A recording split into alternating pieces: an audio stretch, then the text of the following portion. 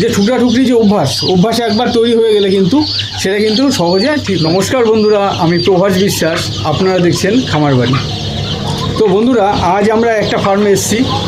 এই ফার্মে একটি প্রবলেম দেখা দিচ্ছে। এখানে 2000 সোনালির বাচ্চা আছে, কিন্তু এখানে হঠাৎ একটা সমস্যার সৃষ্টি হয়েছে যে মুরগি নিজেরা ঠুকরে খেয়ে নিচ্ছে, অথবা পিছন দিক থেকে ঠুকরিয়ে মাংস বের করে নিয়ে নাড়ি বুড়ি বের করে মেরে ফেলছে, মুরগিকে ঠুকরিয়ে ফেলছে।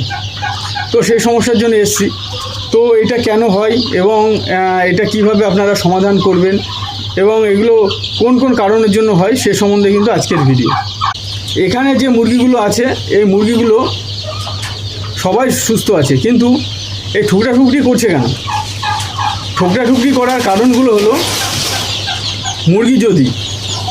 মুরগি যদি হঠাৎ ক্যালসিয়াম ফল্ট করে, মুরগির বাচ্চা কিংবা বড় মুরগি ক্যালসিয়াম যদি হঠাৎ ফল্ট করে, সেক্ষেত্রে কিন্তু ঠুকরি করে। এছাড়াও যদি মনে করেন যে হঠাৎ কোনো মিষ্টি জাতীয় জিনিস খাওয়ানো হলো মুরগির, অথবা মনে করেন দুপুরবেলা গুড়ের জল টল খাওয়ানো হলো, সেক্ষেত্রেও কিন্তু ঠুকরি করার চান্স আছে। এছাড়াও যদি মুরগির খাবার দেওয়া কম হয়, অর্থাৎ আপনার লাগবে 10 কেজি, আপনি দিচ্ছেন হলো 2 কেজি 5 কেজি, তো সেক্ষেত্রে কী করে, ওদের খিদে মেটানোর জন্য ওরা কিন্তু দুর্বল মুরগিগুলোকে ঠুকরায়। অর্থাৎ একবার যখনই ঠুকরাবে, যখনই লাল কালারের রক্ত দেখা যাবে, তখনই কিন্তু সেই জায়গাটায় বারে ওরা ঠুকরিয়ে ওখানে কিন্তু ঘা করে আস্তে আস্তে মেরে ফেলবে। কারণ একবার যদি ঠুকরায়, সেখানে কিন্তু যখনই রক্ত দেখা যাবে, তখনই কিন্তু ওখানে যত মুরগি আছে সবাই কিন্তু ওখানেই ঠুকরিয়ে সেই মুরগিটাকে মেরে ফেলে। আর দ্বিতীয়ত, যদি ফিড অর্থাৎ ম্যাশ যদি আপনাদের কোমা খাওয়ানো হয়, অর্থাৎ দেখা গেল যে এমন কোনো ফিড খাওয়ালেন যাতে ক্যালসিয়াম কোনো নেই বললেই চলে, অথবা প্রোটিনের ঘাটতি আছে, সেই সব ম্যাশ যদি খাওয়ানো হয়, সেক্ষেত্রেও কিন্তু ঠুকরি করে। এই কারণগুলোর জন্য ঠুকরি করে। তো এখানে যে এই ফার্মটি আছে, এই ফার্মে প্রবলেমটা কী হয়েছে, এই ফার্মে খাবারের ঘাটতিটা হয়েছে, কিন্তু খাবারের ঘাটতির সাথে সাথে কিন্তু মুরগিটা কিন্তু মানে অতিরিক্ত গরমের কারণে এটা কিন্তু একটা ক্যালসিয়াম ফল্ট করার একটা সম্ভাবনা দেখা যাচ্ছে। তো এখানে আমরা কি চালিয়েছি, এখন এই মুরগি আমরা ভিডিওটা করেছি অনেক কদিন আগে, তো 4 দিন পরে আমি আবার এই ভিডিওটি আপনাদের সামনে তুলে ধরছি যে কিভাবে প্রবলেমটা সলভ করলাম। তো এখন কিন্তু মুরগি পুরো সুস্থ আছে, কিন্তু এটা আমি আপনাদের যে ভিডিওটা দেখাচ্ছি, এটা কিন্তু 4 দিন আগের ভিডিও। তো আপনারা কিভাবে প্রবলেমটা ঠিক করবেন, দেখেন, যদি ম্যাশের সমস্যা হয়, সেটা ম্যাশটা চেঞ্জ করলে ঠিক হয়ে যাবে, কিন্তু যে ঠুকরি যে অভ্যাস একবার তৈরি হয়ে গেলে কিন্তু সেটা কিন্তু সহজে ঠিক হয় না। যে ওষুধগুলো আছে, যেমন অসমিন আছে, তারপরে ক্যালসিপ্রো বলে একটা ক্যালসিয়াম আছে, ওইটা চালালে এটা কিন্তু 5-6 দিনের মধ্যে কমে যায়, হয়ে গেল। কিন্তু যে ঠুকরি করছে, আর্জেন্ট তো আপনার থামাতে হবে। তো তার জন্য আপনারা কি করবেন, 10 কেজি খাবারে 20 গ্রাম করে নুন, লবণ, 10 কেজি খাবারে 20 গ্রাম করে লবণ যদি মিশিয়ে আপনারা মুরগির খাবারের সাথে মিশিয়ে আপনারা দেন 2 দিন, তাহলে কিন্তু ঠুকরি কমে যাবে।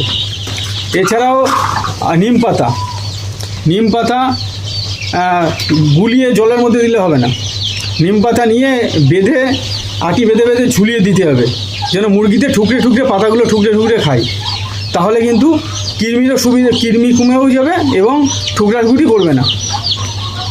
তারপরের কথা, যদি খুবই ঠুকরি করে, তাহলে কি করতে হবে, যে আমরা ফার্মের পাশ দিয়ে যে চটগুলো ঝোলানোর বদলে ওখানে কি করতে হবে, লাল কাপড় ঝুলিয়ে দিতে হবে, মানে টাঙিয়ে দিতে হবে, যেন ওই ওদের যে পিছনে যে ঠুকরিয়ে দিচ্ছে না, লাল মানে রক্তের মতো লাল হয়ে যাচ্ছে, ওদের তো একটা অভ্যাসে পরিণত হয়। এই অভ্যাসটা যেন না হয়, এর জন্য কি হবে, পাশ দিয়ে লাল কাপড় টাঙিয়ে দিতে হবে। তাহলে কি হবে, লাল কাপড়ে মানে ওই চোখে পড়বে লাল কাপড়টা, সেক্ষেত্রে কি ওদের ঠুকরিটা একটু কম করবে, ঠিক আছে। নজরটা বাইরের দিকে থাকবে সবসময়ের জন্য, ভিতরে মুরগির যেই হালকা ছোট লাল জায়গাগুলোর প্রতি ওদের কিন্তু নজর কম পড়বে, বড় জায়গার প্রতি ওদের নজরটা বেশি পড়বে। তারপরে কি করবেন, যে মুরগিগুলো ঠুকরি করেছে, রক্ত বেরিয়ে আছে, সেই মুরগিগুলো কিন্তু রাখা যাবে না। একটুখানিও যদি দেখেন যে ঠুকরাঠুকরি করেছে, যে মুরগিটা ঠুকরিয়েছে, সেই মুরগিটাকে কিন্তু ধরে আপনার একটা আলাদা একটা জায়গা কিংবা ঘরে সেখানে কিন্তু আটকে রেখে দিতে হবে যতক্ষণ তারা ঠিক না হবে। ঠিক হয়ে গেলেও পিছনে যে জায়গাটা ঠুকরিয়েছে সেই জায়গাটা কড়ার কালি কিংবা হাঁড়ির কালি তেল দিয়ে কালি করে সেটা কিন্তু ওই জায়গাটা কালো করে দিতে হবে, যেন আবার ওই মুরগিটা যখন ফার্মের মধ্যে ছাড়বেন যেন ঠুকরে ওখান থেকে আরও বড় ঘা না করে। আর সে মুরগিগুলো যতদিন ঠিক না হচ্ছে সব মুরগি একদম গুছিয়ে ধরে নিয়ে আলাদা করতে হবে। আর প্রতিটা মুরগির পিছনে কালো করে দিতে হবে, যেখানে লাল করেছে না ঠুকরিয়ে রক্ত বের করে দিচ্ছে ওখানে কালো করে দিতে হবে। এইভাবে আপনারা যদি 4-5 দিন একটু খেয়াল রাখেন তাহলে কিন্তু ঠুকরাঠুকরিটা কমে যাবে। আর আমরা কিন্তু এইভাবেই কন্ট্রোল করেছি। যে ফার্মটায় আমরা গেছিলাম সেই ফার্মটা এখন ভালো আছে এবং ফার্মটায় ঠুকরাঠুকরি কিন্তু 2-3 দিনের মধ্যে কমে গেছে। ক্যালসিয়ামটা দিলে কি হবে, সময় মানে আপনার কমপক্ষে 6 দিন 5 দিন 6 দিন সময় লাগে ক্যালসিয়ামটা খাওয়ার পরে তাদের কাজ হতে। কিন্তু যদি আপনারা ওই নিম পাতা দেন আর লবণটা দেন সাথে সাথে কিন্তু কমে যাবে। কিন্তু লবণটা বেশি দিন দেওয়া যাবে না, লবণ খুব বেশি হলে 3 দিন দেওয়া যাবে। কিন্তু নিম পাতাটা আপনি 5-6 দিন দিতে পারেন। আর ক্যালসিয়ামটা দেবেন, আর বাইরে লাল কাপড় লাগাবেন, আপনার মুরগি পুরো ওকে। তো আজকের ভিডিও আপনাদের কেমন লাগলো বলবেন। এটা কিন্তু আমাদের নিজস্ব, আমার খুব কাছের বন্ধুর ফার্ম, যে এই প্রবলেমটা হয়েছিল, কিন্তু 3-4 দিনের মধ্যে একদম ওকে, পুরো ওকে, আর কোনো প্রবলেম নেই। যদি এইরকমই আপনারা ভিডিও আপডেট পেতে চান তাহলে কিন্তু আমার চ্যানেলটি আপনারা সাবস্ক্রাইব করে রাখতে পারেন। আর যদি আপনাদের নতুন কিছু জানতে ইচ্ছা হয় কোনো ব্যবসার সম্বন্ধে অথবা মুরগির রোগের ব্যাপারে, কোনো মুরগির প্রবলেমের ব্যাপারে, তাহলে কিন্তু আপনারা আমার কিন্তু একটা কমেন্ট করতে পারেন যে কোন বিষয়ের উপর আপনারা জানতে চান। আমি সেটার উপরে কিন্তু 7 দিনের মধ্যে ভিডিও করে আপনাদের কিন্তু আমি জানিয়ে দেবো। আর এছাড়া আমার ফোন নাম্বার তো আছেই। আমার 12 থেকে 13 বছরের যে এক্সপিরিয়েন্স, সেই এক্সপিরিয়েন্সটা আপনাদের সকলকে শেয়ার করব। এটাই যদি আপনাদের কোনো কাজ হয়, আপনাদের ব্যবসায় যদি কোনো হেল্প হয়, তাহলে কিন্তু আমার নিজেকে ধন্য মনে হবে। তো আজকের মতো এই পর্যন্ত, নমস্কার।